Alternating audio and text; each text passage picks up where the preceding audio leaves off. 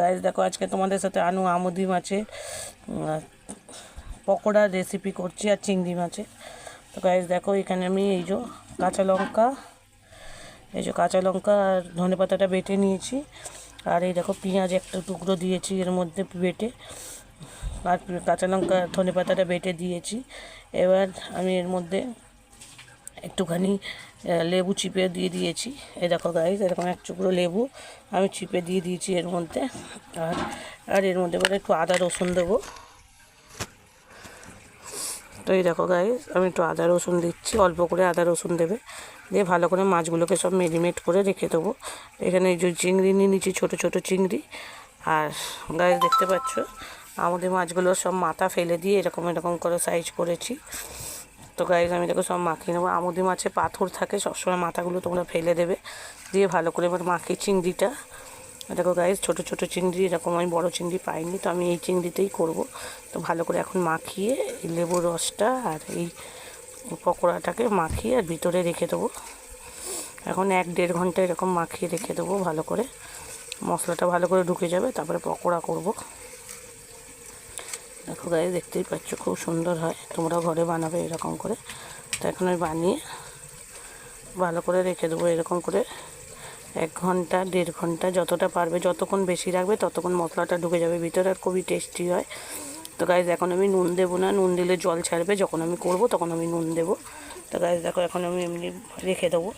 তো 1 ঘন্টা পর আমি তো এটা বানাবো। দেখো এবার আমি ব্যাটারটা বানাচ্ছি। দেখো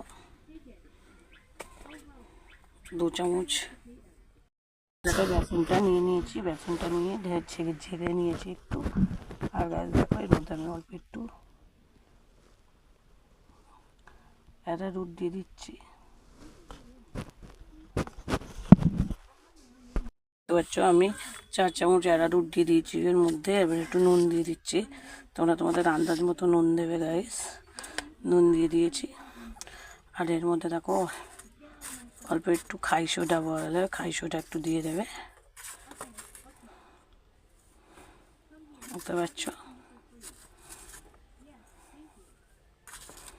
খাই সোডাটা দিলে ফুলবে ভালো। তো তোমরা তোমাদের আন্দাজ মতো 1 চামচ মতো খাই সোডা দিয়ে দেবে, তারপরে অল্প একটু চিনি দিয়ে দেবে।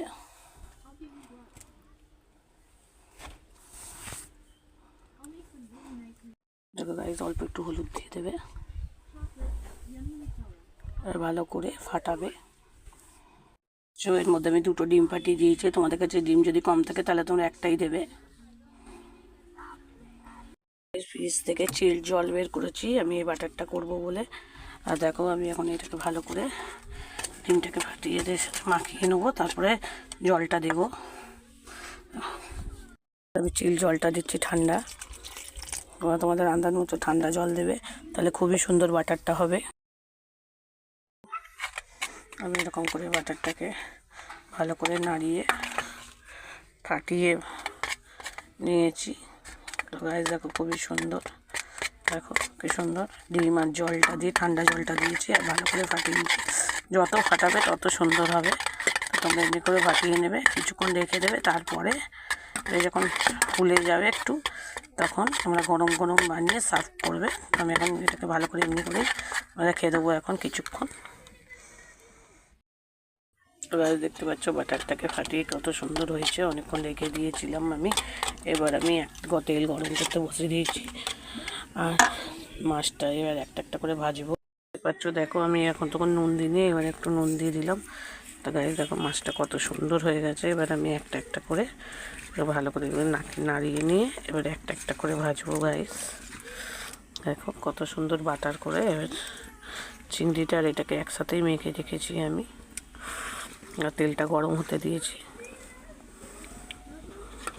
গাইস কত সুন্দর একটা একটা করে আমি চুবিয়ে এরকম করে। গাইস দেখো ভালো করে ফাটিয়ে নেবে, দেখো গাইস কত সুন্দর। দেখো আমি একটা একটা করে দিয়ে দেবো তেলের মধ্যে। দেখো আমি এটা ছেড়ে দিয়েছি আমাদের মাছটা, গাইস দেখো কত সুন্দর হচ্ছে। তো তোমরা এরকম করে ভেজে নেবে, খুবই সুন্দর ইয়ামি হয় এটা। পরে একটু ঢাকা দিয়ে দিচ্ছি, একে সব ভেজে নিচ্ছি। আবার আমুদি মাছ কটা ফেলে দিয়েছি, আর এই দেখো কটা ভেজে রেখেছি, কত সুন্দর হয়েছে দেখো। তোমরা পরিবেশন করবে, খুবই আমি মচমচে। এই দেখো ভাই, তোমাদের একটা দেখাচ্ছি, দেখো গাইস কত সুন্দর হয়েছে। এরকম করে তোমরা বানিয়ে খাবে, আর কিছুই লাগবে না ডাল ভাতের সাথে। তো গাইস দেখো খুবই সুন্দর টেস্টি, তোমরা বানিয়ে খাবে আর জানাবে আমাকে কেমন লাগলো না লাগলো। আর আমি এখন আবার চিংড়িগুলো ভাজবো। আবার দেখো চিংড়ির পকোড়াগুলো আমি দিয়ে দিয়েছি, আর দেখো আর কটা আছে, এগুলো চিংড়ির মধ্যে দিয়ে ডুবিয়ে দিয়েছি। এবার সব একটা একটা করে চিংড়িগুলো ভেজে নিচ্ছি। দেখো এমনি করে তোমরা চিংড়ির পকোড়াও করবে, খুবই টেস্ট লাগে। দেখো আস্তে আস্তে সব চিংড়ির পকোড়াগুলোকে আমি তুলে নিয়েছি, সার্ভ করে তোমাদের দেখাবো। তো লাইক আর শেয়ার করতে ভুলবে না, কমেন্টে জানাবে কেমন লাগলো না লাগলো। হ্যালো গাইস, দেখো কি সুন্দর আমুদি মাছ ভেজেছি, দেখো গাইস খুবই টেস্টি। আর চিংড়ির পকোড়া এগুলো গাইস, দেখো আমুদি মাছ খুবই টেস্টি গাইস।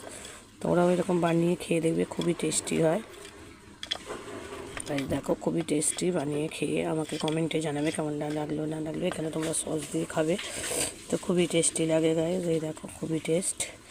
তো টাটা বাই বাই, কেমন লাগলো না লাগলো বানিয়ে খেয়ে দেখে আমাকে বলবে টাটা। বারবার বলছি ঠান্ডা জলে করবে, তাহলে খুবই টেস্টি আরও বেড়ে যাবে।